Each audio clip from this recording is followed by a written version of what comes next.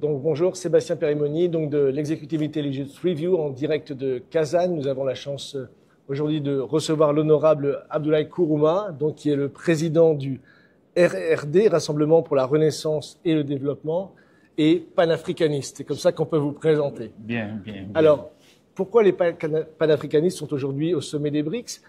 Puisqu'aujourd'hui, certains évaluent que le sommet des BRICS, qui réunit maintenant 9 pays et beaucoup d'autres invités, est plus important que l'élection américaine même. Donc je pense qu'aujourd'hui, par rapport à vous en tant que panafricaniste, comment vous voyez ce sommet des BRICS et qu'est-ce qui explique votre présence ici? Vous savez, nous sommes dans une situation où l'Afrique est en train de se rendre autonome avec ses anciens maîtres, si vous voulez. L'Afrique veut son indépendance économique, son indépendance politique, son indépendance, si vous voulez, militaire. L'Afrique veut avoir un accord de partenariat gagnant-gagnant sans qu'il ait un maître qui lui dicte avec qui il faut coopérer militairement, avec qui il faut coopérer économiquement, avec qui il faut coopérer politiquement. Donc c'est ce qui motive les panafricains à être au sommet des BRICS. On s'est dit que le BRICS sera une voie pour l'Afrique de se libérer de tout ça.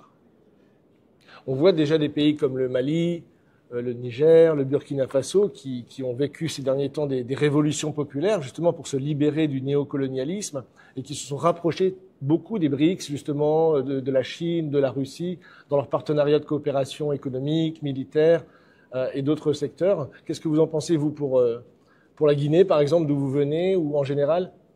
Vous savez, le Mali est en train de faire ce que la Guinée a fait il y a très longtemps. Le nom de la Guinée de l'année 58 lui a permis d'avoir sa propre monnaie, à traiter avec qui il veut. Maintenant, nous avons compris que le colon n'a pas encore dit son dernier mot. Il est en train de jouer sur les cartes politiques pour encore, si vous voulez, asphyxier la Guinée, mettre son genou sur la Guinée, à travers tout ce que nous voyons dans le pays, des prises de position économiques, des prises de position politiques. Ça veut dire qu'ils ont infiltré les politiques.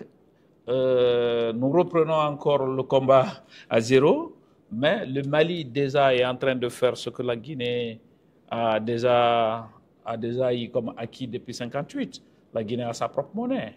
La Guinée, à l'époque, coopérait avec qui il veut. La Guinée n'avait pas de maître qui lui disait que l'accord militaire, c'est forcément avec tel. On a des accords avec tout le monde. Voilà. Donc, on veut dire que les colons n'ont jamais pardonné ce qu'a fait Sékou Touré. Modibo Keïta, qui à l'époque avait créé un franc malien pour sortir du franc CFA, qu'aujourd'hui, on est à nouveau dans cette bataille de ces pays parce que le grand sujet des BRICS, c'est la dédollarisation de l'économie. Mais le grand sujet pour les panafricains, c'est la déCFAisation de l'économie, si on peut dire. Oui, le CFA, c'est pas partout en Afrique. Bien sûr, le CFA, c'est pas partout en Afrique. Mais ce que nous voulons, que les colons acceptent que les Africains coopèrent avec qui ils veulent. Que les Africains ont des partenariats gagnant-gagnant et qu'on ne discute pas sous la pression d'un colonisateur, qu'on ne propose pas avec qui il faut coopérer, qu'on vend nos cacao avec qui on veut, qu'on tisse nos accords dans le domaine agricole, dans le domaine scientifique, dans le domaine militaire, dans le domaine économique avec qui on veut. Voilà un peu. Il y a ces pays africains qui n'ont pas la liberté d'aller signer un accord de partenariat politique, un accord de partenariat militaire, scientifique, avec n'importe qui.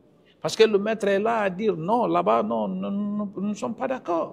Donc, je crois que ce n'est pas seulement le franc CFA qui est le problème, mais cette interposition, cette domination sur nos propres ressources, c'est ce qui fait très mal. Et donc, dernière question, le sommet Russie-Afrique qui a eu lieu l'année dernière à Saint-Pétersbourg, aujourd'hui le sommet des BRICS, est justement l'endroit où ces pays africains qui veulent s'émanciper du néocolonialisme trouvent des partenaires, des partenariats justement pour ce partenariat gagnant-gagnant. Oui, même les pays qui composent aujourd'hui les BRICS, si vous prenez la Turquie qui veut intégrer les BRICS par exemple, il n'y a pas ce qu'il n'a pas fait pour être membre de l'OTAN, pour être de l'Union européenne. L'Union européenne, ouais. Mais on lui bloque la porte. Vous savez que c'est la 3e puissance militaire mondiale, maintenant qui rejoint la 2e ou la 1re puissance militaire. Tu vois ce que ça fait? Ça fait trembler un peu partout. Maintenant, si nous pensons que avec des organisations classées comme le FMI, la Banque mondiale, le BRICS est en train de créer une banque qu'on appelle la nouvelle banque de développement, ouais. qui peut jouer le même rôle que le Fonds monétaire international, que la Banque mondiale. Pourquoi l'Afrique ne s'orientait pas à ces endroits?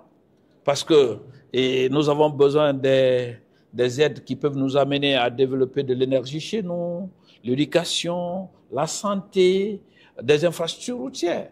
Si la nouvelle banque de développement peut nous aider à nous défaire vraiment de ces accompagnements du Fonds monétaire international qui ne nous amènent pas à nous développer, parce que ce sont des dettes, nous sommes endettés jusqu'au cou, on ne finira pas de payer et notre problème n'est pas réglé. Par exemple, la Banque mondiale, il sait que tu as plus de 1000 km de route à confectionner. Il va t'accorder que 100. Sur 1000, il te donne 100. Le moment qu'il t'accorde un autre 100, le 100 qu'il a fait est détérioré déjà. C'est-à-dire, on est dans les recommencements perpétuels, permanents. Donc, si le BRICS peut nous amener à se défaire de tout ça, à nous trouver de l'énergie, à nous développer sur le plan des infrastructures routières, moi je pense qu'on ne trouve pas d'objection pour coopérer avec le BRICS. Et surtout que nous voulons rendre l'Afrique autonome et libre de choisir ses partenaires. Voilà notre combat. Nous, les panafricanismes, on n'a pas besoin, on est contre personne. Nous, les politiques panafricanistes, nous avons une vision différente par rapport à d'autres qui sont les activistes de la société civile. Nous, ce n'est pas seulement les dénonciations. Nous sommes en train de traduire dans nos actions. C'est-à-dire, nous lions la parole à l'acte. Qu'est-ce que je veux dire par là?